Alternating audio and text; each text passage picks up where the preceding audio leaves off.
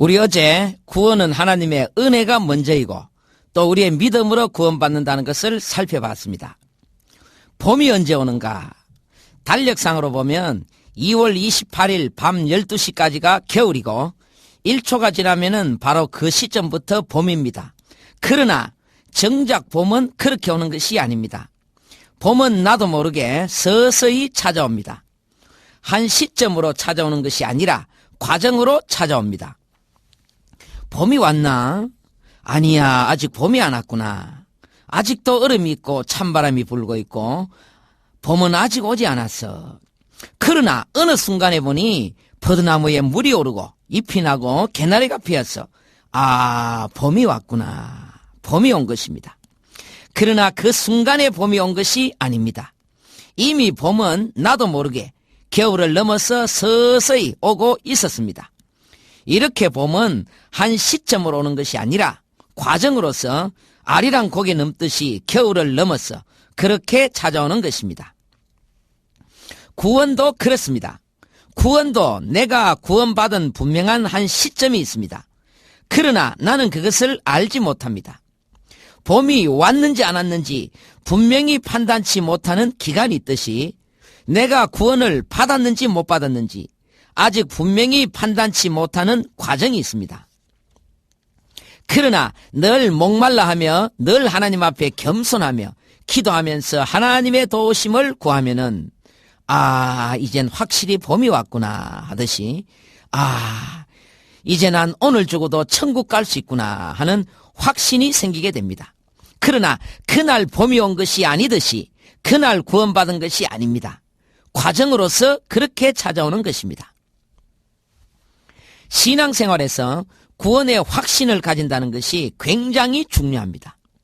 이게 없으면은 번개치고 천둥치고 전쟁 소문만 나면은 얼마나 불안한지 모릅니다.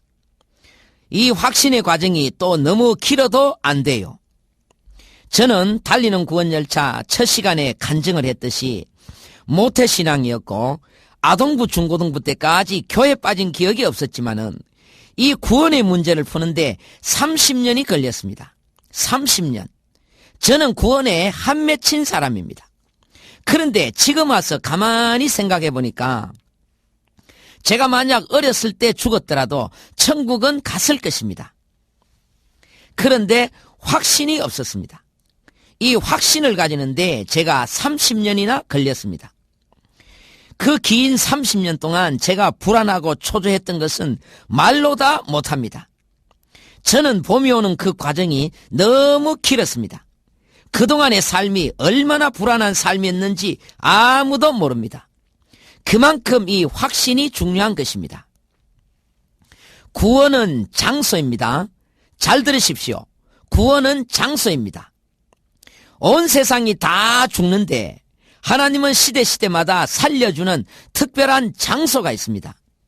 그 장소에만 들어가면 아무 조건 없이 살 수 있습니다. 다 사는데 특별한 사람이 죽는 것이 아닙니다. 거꾸로입니다. 다 죽는데 특별한 사람이 삽니다.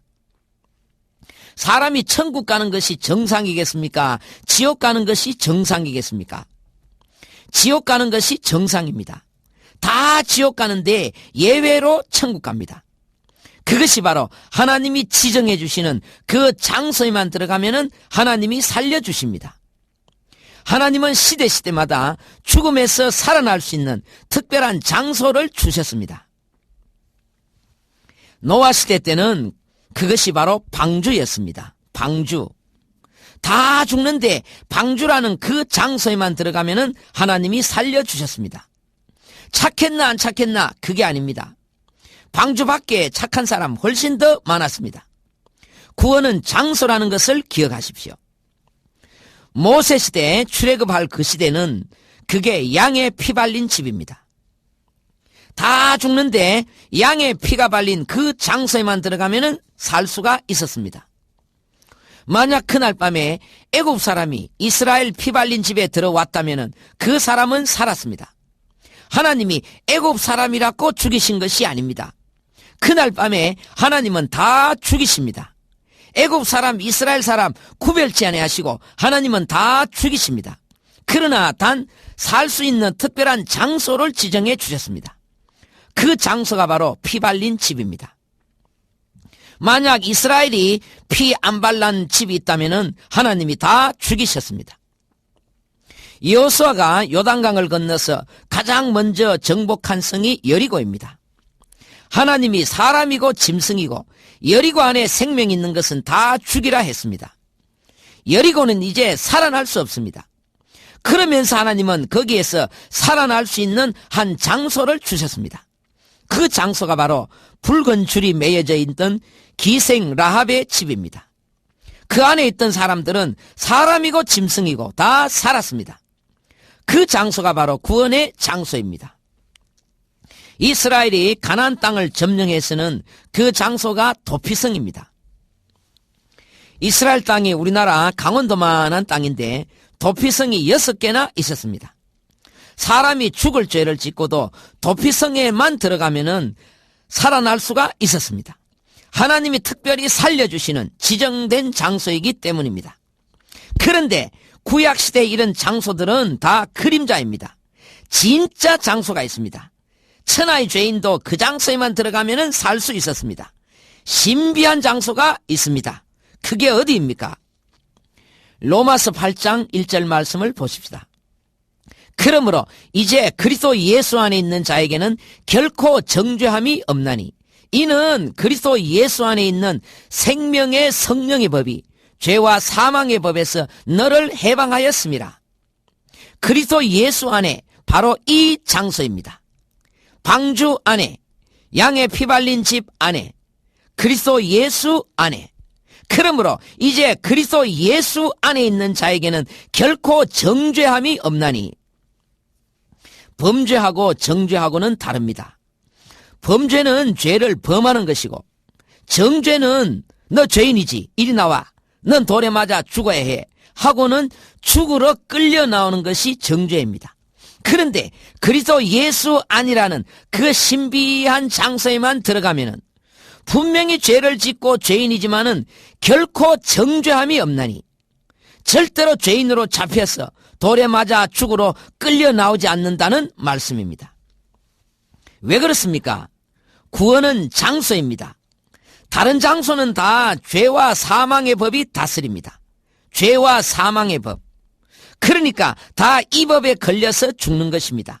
그런데 특별히 그 장소에는 죄와 사망의 법이 못 다스리고 다른 법이 다스립니다. 그 다른 법이 뭡니까? 바로 생명의 성령의 법입니다. 생명의 성령의 법.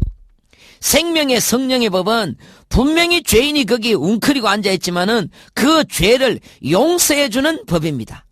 새 생명을 주는 법입니다. 거기는 그 법밖에 없습니다. 그래서 그 법에 걸려서 용서받고 살아나는 것입니다. 천하의 그 장소밖에 없습니다. 하나님이 지정하신 유일한 장소입니다. 요한복음 8장에 보면은 초막절 때 한 여인이 간음하다가 현장에서 잡혔습니다. 유대법에 의하면은 간음하다 현장에서 잡히면은 재판 없이 바로 사형입니다. 돌로 쳐 죽입니다. 그런데 그 여인이 예수 앞에 끌려 나왔습니다. 바로 그 장소에 끌려 들어온 것입니다. 만약 그 여인이 그날 공자 맹자 앞에 끌려 나왔다면 용서받을 길이 없습니다. 그날 초상났습니다. 그런데 공교롭게도 자기도 모르게 끌려온다고 끌려왔는데 바로 그 장소로 끌려 들어온 것입니다. 이는 그리스도 예수 안에 있는 생명의 성령의 법이 죄와 사망의 법에서 너를 해방하였습니다. 그 장소는 이 여인을 죽일 법이 없습니다. 살려주는 법밖에 없습니다. 그래서 그 여인이 해방받고 살아나는 것입니다. 나중에 주님도 말씀하셨어요. 나도 너를 정죄하지 아니하노니. 주님이 정죄 안 하시는 것이 아니라 정죄할래야 하실 수가 없습니다. 왜 그렇습니까? 장소가 장소이기 때문입니다. 이 여인은 자기도 모르게 끌려 나왔는데 운 좋게도 직통으로 그 장소로 끌려 들어온 것입니다. 그 장소에서는 아무도 돌 던지지 못했습니다.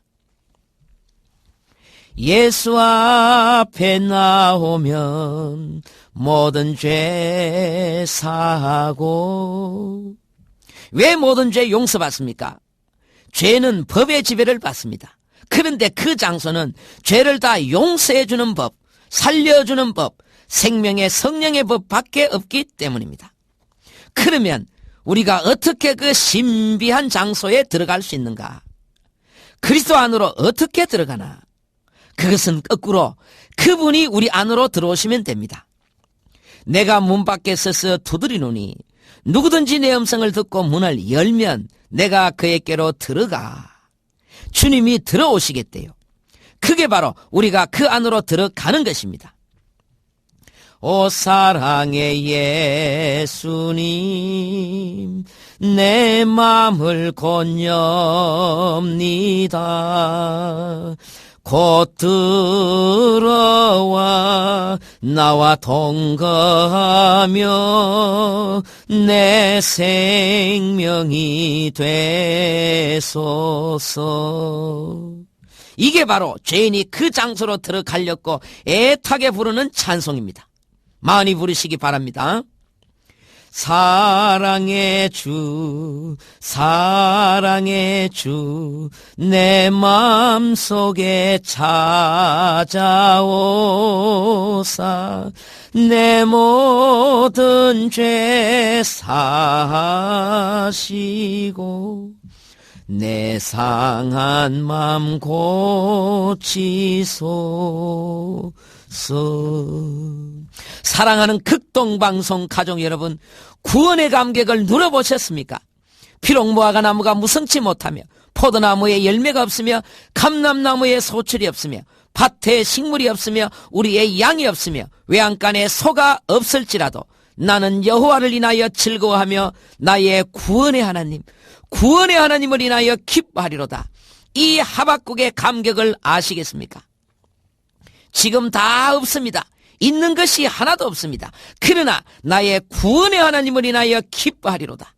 구원의 감격은 이 땅의 그 어떤 것하고도 바꿀 수 없는 벅찬 기쁨이요 마음 깊은 곳에서 솟아나오는 감격이라는 말씀입니다. 우리나라 초대교회 때 이런 이야기가 있습니다.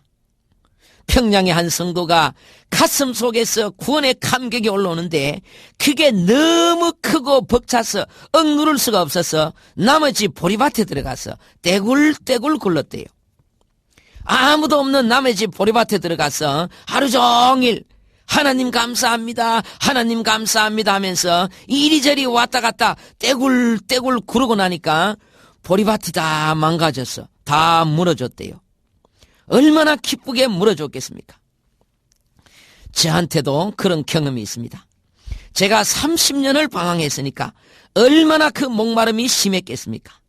방황이 컸으니까 기쁨도 얼마나 컸겠습니까?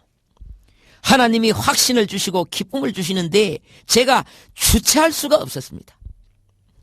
물밀듯 내 맘에 기쁨이 넘치면 주 예수 내 맘에 오신.